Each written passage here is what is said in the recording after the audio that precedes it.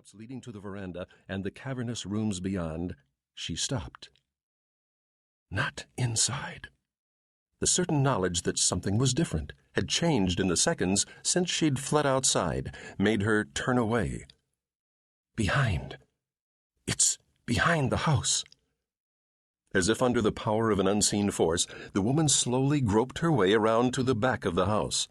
The sun, close to its zenith now, beat down on her, making her skin tingle and burn in an angry, itching rash that spread scarlet from her belly across her torso, down her arms and legs, like claws scraping at her from the inside, pushing to tear free from the confines of her body.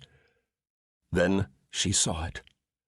Her hands rose reflexively to her face as if to blot out the vision before her, or even to tear her eyes from her head. Then they dropped away, and she gazed unblinking at the specter beneath the ancient magnolia tree that spread its limbs over the area beyond the house. It was the man she had married, the man who had brought her to this house, the man who had delivered the disease upon her, the man who had lain unconscious beside her as she prayed for salvation she knew would never come. Now he was gone. His body, stripped naked of even the tiniest shred of clothing, hung from the lowest branch of the tree, a thick hempen rope knotted tightly around his neck. His head hung at an unnatural angle, and his lifeless eyes were fixed upon her with a gaze that chilled the remnants of her soul. The knife with which he'd slit open his own belly was still clutched in the stiffened fingers of his right hand, and his entrails lay in a bloody tangle below his dangling feet.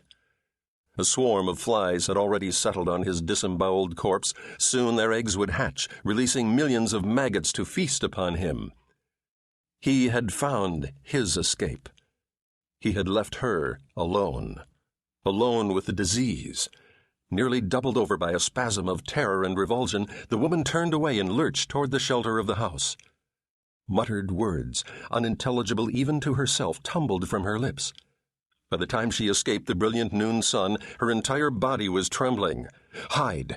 Got to hide! Hide from him! Hide from it! The corruption inside leaped to life again, and no longer aware of where she was or what she was doing, she obeyed the dictates of the foulness within.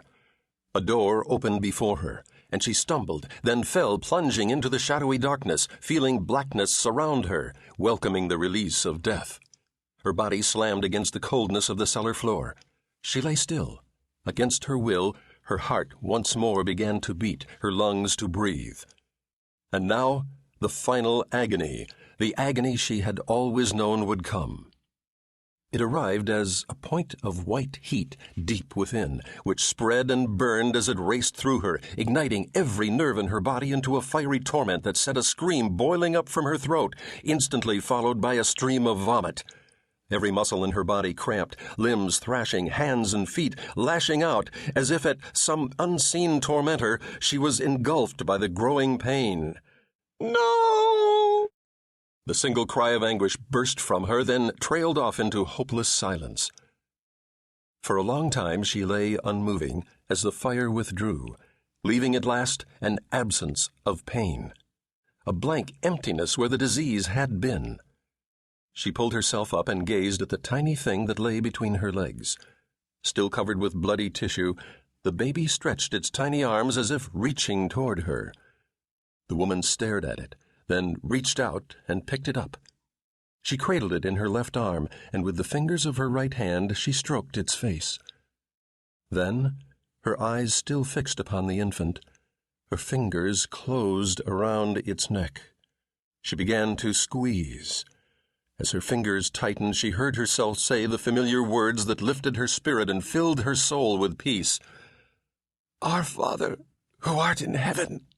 The baby thrashed against her grasp, its fingers instinctively pulling at her own. "Forgive us our trespasses, as we forgive those who trespass against us." The baby's tiny fingers fell away from hers. Its struggles weakened. "Deliver us from evil." The movement stopped. The infant lay still in her hands. Amen. They found her just after sunset. She was still praying, still cradling the dead baby in her arms.